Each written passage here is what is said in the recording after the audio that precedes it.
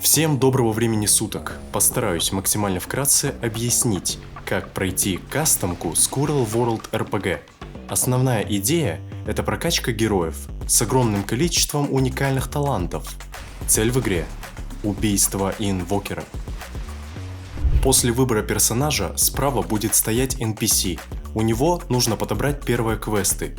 Также внутри локации будет доступен квест на руну. Его, как впрочем и любой другой, можно отменить. Этим можно пользоваться, чтобы заново заролить квест и выбить более приятный. Многие второстепенные квесты сюжетны и открываются друг за другом. После руны убить белку, после шрайнов собрать голубые кристаллы. Про сюжетные квесты говорить не вижу смысла, так как они все одинаковые, поэтому локации разберем по дополнительным и расскажу про способности боссов. Первый – это Фурион. Его способности – Бласт Пугны, но с большим радиусом и тикрейтом, и Спруты, но с небольшой особенностью. Перед их развеиванием на вас накладывается безмолвие. После появляется эффект первого скилла лешака. Рекомендую сразу отбегать от этого места, иначе из стана будет сложно выбраться. После убийства Фуриона появится квест на посох. Он выпадает с этого же босса с небольшим шансом. Респаун вы сейчас видите на экране. Он зависит от сложности, на которой вы играете. При входе во вторую локацию можно будет подобрать два синих квеста на спасение заложниц и ножи.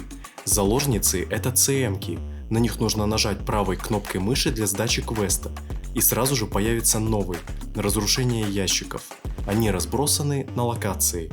Ножи с небольшим шансом падают с ассасинов. Боссом тут выступает Пудж. Его способности – это рот, который активен постоянно, классический хук, дисмембер и арена Марса. Если у вас герой дальнего боя, то лучше убивать его через черный ящик. Если ближнего, то встать как можно ближе к боссу, чтобы вы могли атаковать его внутри арены. После убийства Пуджа в донатной зоне появится квест, состоящий из 3 частей. Убить 500 любых мобов, убить боссов, заработать или потратить золото. Третья локация. Синий квест подбирается у NPC, что находится в самом центре. Это разрушение кристаллов. После его выполнения появится квест на кирку. Она выпадает с босса 4-й локации и может выпасть с последующих. Также на этой локации находится квест на мега-кристалл. За него дается самое большое количество опыта талантов среди второстепенных.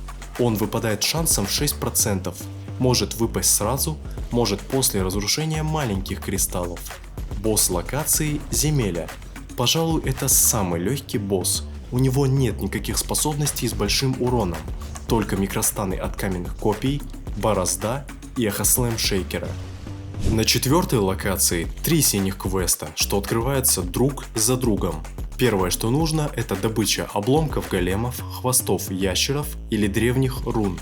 Второе, найти руны золота, опыта, других. Имеются в виду руны усиления. Они спавнятся каждые 2,5 минуты, начиная с 20-й. И третье, это скоробей. Выпадает шансом 8% при разрушении вас. Босс локации Никс. Его способности. Первое – это что-то похожее на стан Дишрака, но кастующееся вокруг босса. Не станет, и в целом эта способность опасна только если у босса есть Кая. Второе – Вендетта, отключающая пассивки. Третье – классический подкоп Сэнд-Кинга. 5-я локация встречает одним синим квестом. Это найти письмо, где нужно прокликать надгробие. После откроется убийство некроманта.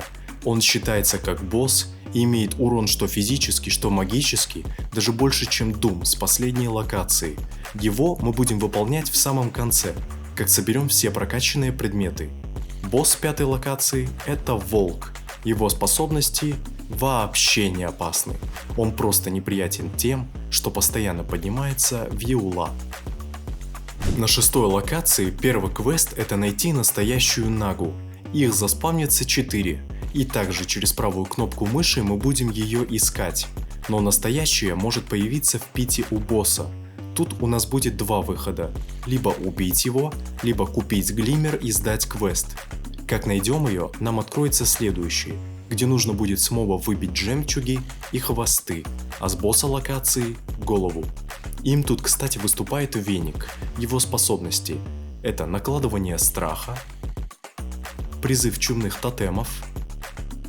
И самое опасное – это старый ульт веника. Он не дает в течение длительного времени вампириться и регениться. Чтобы избежать каста этого скилла, нужно при входе в пит сразу нанести тычку по боссу.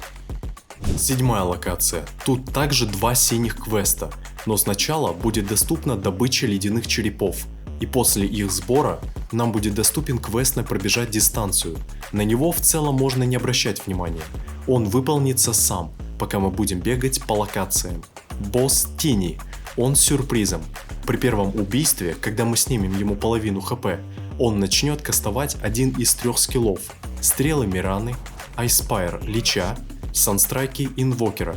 Рекомендую при первом убийстве докупить БКБ в соседней лавке. Опять же, в базе у него 2 способности. Это ульт Сэнд Кинга, только каждый тик помимо большого урона будет еще и станить. Второе — это пингвины. Урона мало, эффектов нет. Идем дальше. В центре 8-й локации находится квест на убийство 6 боссов. Его нужно выполнить за 1 минуту. Босс локации — Бабка. Самый неприятный босс в игре, мимо которой даже если просто как-то не так пробежишь, можно умереть. Она тоже с сюрпризом. При первом убийстве, когда мы снимем ей половину хп, на нас полетят ее мортимеры с эффектом стана, а базовые ее способности — это Бласт, Печенька, но вместо одного прыжка 5. Ульт Снэпки, только кастует она его под себя, и триггером будет, если наш персонаж встанет к ней слишком близко. 9-я локация. Тут нет синих квестов, поэтому перейдем сразу к боссу. Им тут выступает Doom. С ним при первом убийстве проблем возникнуть не должно. Конечно, при условии, что вы сняли ему весь армор. Но я кое-что не упомянул. У 3 последних боссов предметы при первом убийстве работают гораздо слабее. Большинство предметов нам в целом все равно, кроме Каи. В таком случае лучше избегать кастов их скиллов. Единственное, что может более-менее помочь, это БКБ. Последний дополнительный квест — это убить 5 рошанов. Он открывается, как только мидер завершит квест на разрушить башню. Чем больше людей возьмет квест, тем меньше рошанов нужно будет убить. То есть, если 2 человека возьмут квест, то за одно убийство игра будет считать 2. Чуть подробнее разберем нашу 3-ю группу квестов. Мидовые. 9 на души для улучшения предмета и 5 дополнительных. За каждый дается опыт талантов. В самом первом квесте может выпасть только 2 варианта: убийство одного босса или 60 любых мобов. После первого квеста откроется 5 дополнительных. Они идут друг за другом. А оставшиеся 8 квестов на душу выпадают рандомно, и после получения 4-й души начнут выпадать парно. Вот мы и дошли до убийства Инвокера. Появляется после того, как мы сломаем вражеский трон. Он находится в нижней части карты по центру, имеет от нормала до ультры 250 миллионов хп, в инсейне и импосибле 400. Броня, сопротивление магии и аегисы зависят от минуты, на которой мы ломаем трон. Комфортный физический урон для убийства инвокера в импе — лям плюс урона за 10 секунд при полном снятии брони на мишеньке. Это работает до 45 минуты. В ультре аж на 90% эти показатели могут быть меньше. И как вы поняли, это потому, что у вас неограниченное количество жизней и хп у инвокера меньше. Способности. Первая — это санстрайки. Каждый наносит по 500к чистого урона. Вторая — метеориты. Они наносят процентный урон. Третий — яйца Феникса. С момента их каста до взрыва у вас есть 5 секунд. Четвертый — разлом Титана. Пятый — телекинез Рубика.